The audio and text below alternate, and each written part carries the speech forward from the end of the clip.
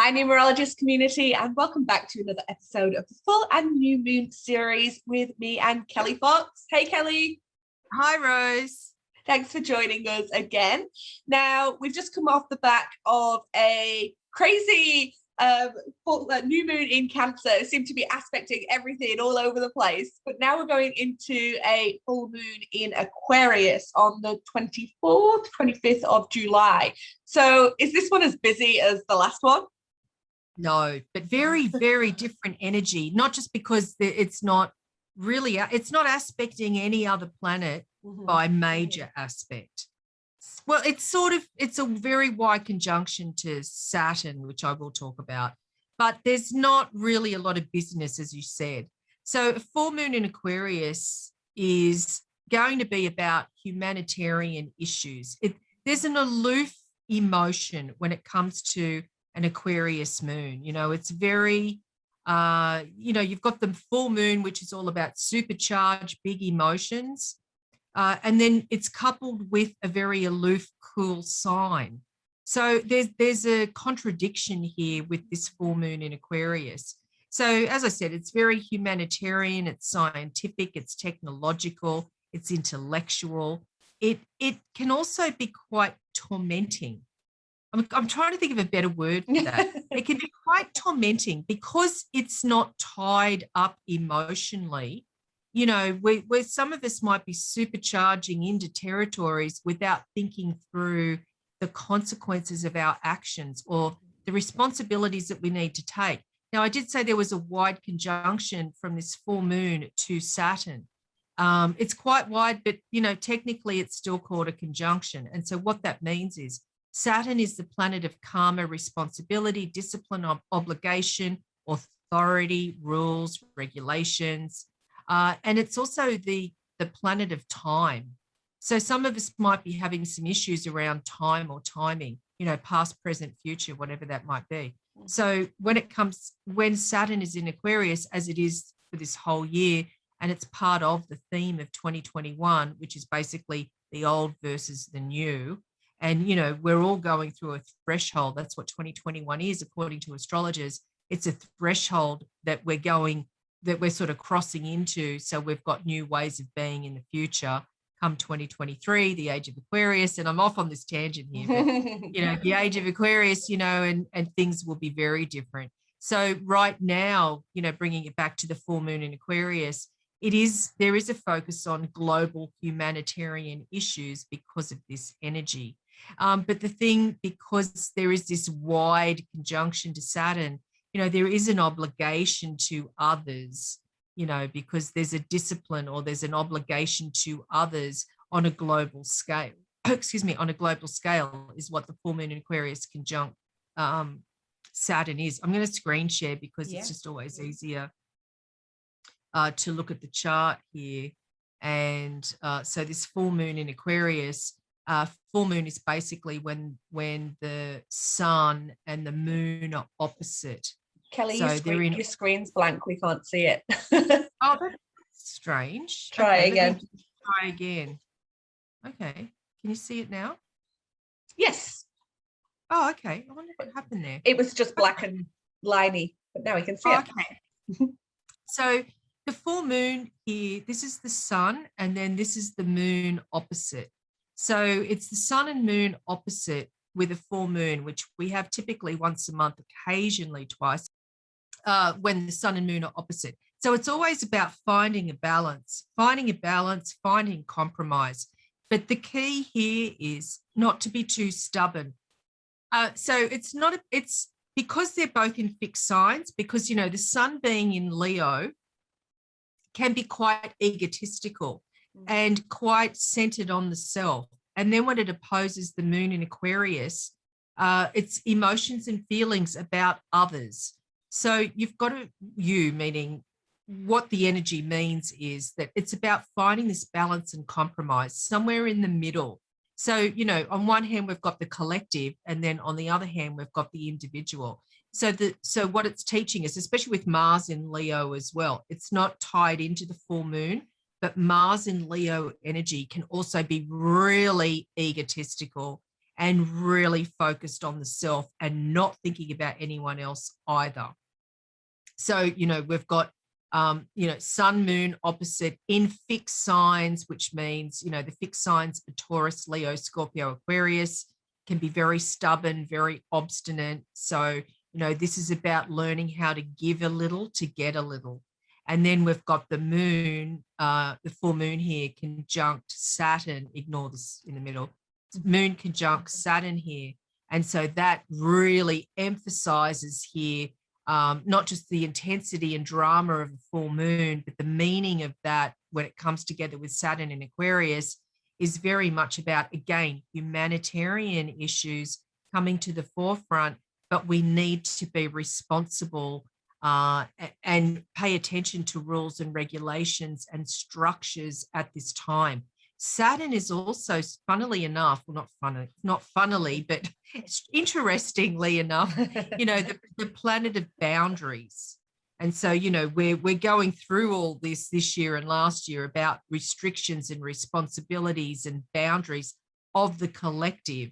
Mm-hmm. So there's something in this chart here that, tells us that this will continue for the collective, is, the boundaries and rules and responsibilities at this time, because of the energy of Aquarius is also about scientific and technological breakthroughs. So, and it's progressive and it's alternative. So it's not just about the collective and all of us on a global scale, but it really is about us as individuals and how do we use this energy that's going on, right now. Now, as I said, that this is a wide conjunction to Saturn.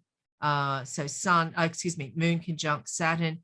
But we also have a minor aspect from the moon, and that's to Venus. And this green line here is what we call a quincunx, which means that two or more planets are 150 degrees away from each other. So the moon to Venus is all about love, and because it's a full moon, as I say, it's like really big emotion. So there's really big love at the moment, but there's something that doesn't quite fit, and it's about being of service because we've got Venus in Virgo.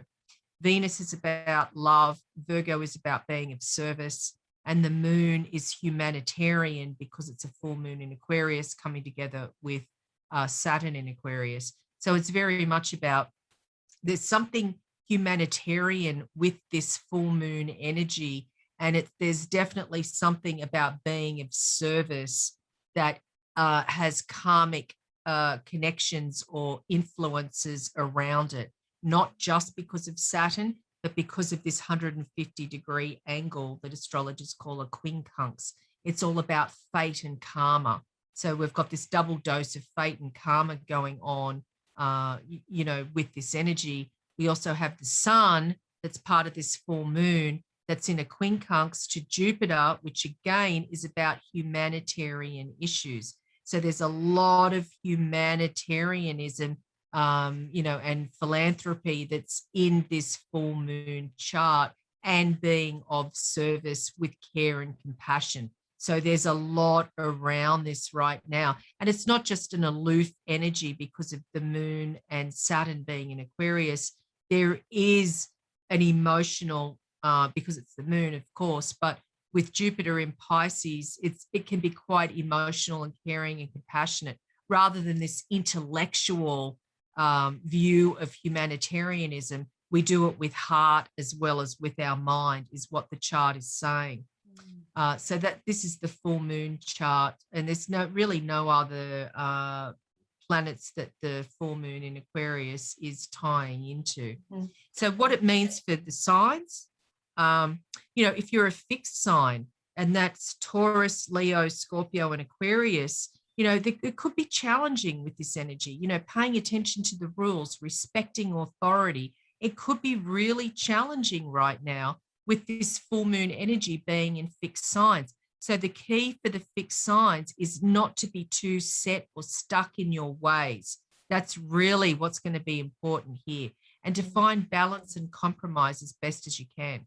But for the mutable signs, and the mutable signs are Gemini, Virgo, Scorpio, Sagittarius, and Pisces, it's about the care and compassion for ourselves and for others, and maybe looking to the past because of the Jupiter retrograde to find out what worked previously and how we can incorporate that into the present and our future plans.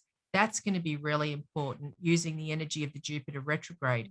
And then finally, with the cardinal signs, Aries, Cancer, Libra, and Capricorn, it's all about, wanting to go in new directions, but sort of not knowing which way we want to go, or maybe feeling blocked in some ways with this full moon energy because of the involvement of karmic Saturn and paying attention to, our structures and what's already there without running off in some other direction without any type of reverence or respect for the rules or authority. So that's really how the signs can use this energy. Awesome. I feel like over the last few lunations, there's been such a balance between like the collective and the individual, collective and the individual. It's really interesting. And I know you've just gone over which, the sets of signs and what they'll find from this specific full moon. But is there any signs that either will find it harder to sort of think about the collective or find it easier to think about the collective? What I'm really saying is there any signs more selfish than the others? I don't know if I should say. It's sort of like saying which is your favorite sign or which is your favorite child. It's like you can't really say. I'd rather sort of not, because then I'll get too many people saying, you said you didn't like my sign. So I can't. But yes, the answer is yes, without naming names. Yes, some signs are known more for the collective and others more for the individual. Yes, totally. And how you discern that is the signs, the signs doing them in order. So you start with Aries, and Aries is the baby of the zodiac. So Aries, is not about the collective. It's so you could say the first half of the zodiac is not about the collective, but the second half is. So that's probably the best way to say it. Yeah, absolutely. All right. Well, thank you. And hopefully we haven't put any zodiac signs nose out of joint there. Fingers crossed. Yeah, I know, exactly. But I actually think it's really helpful to sort of think about these aspects, because you can kind of mitigate them then. Say, for example, Aries might not be the most, sort of humanitarian or for the collective. That might make them sort of more aware that, okay, well, I want to do something a bit more, I might give to charity or something like that. But awesome. Okay, well, next time we will be talking about the new moon. New moon in Leo. It's the Lionsgate. Yeah, it's an 8/8 portal. So we can talk about both sides of that next time. It's one of my favorite moons of the year. Oh, yes, definitely. Yeah. Awesome. Good. All right. Well, thank you so much, Kelly, and we'll see you again soon. Thanks, Rose. See you Bye. soon. Bye. Thank you so much for watching this video. Make sure you subscribe to the channel for more readings and forecasts every single week.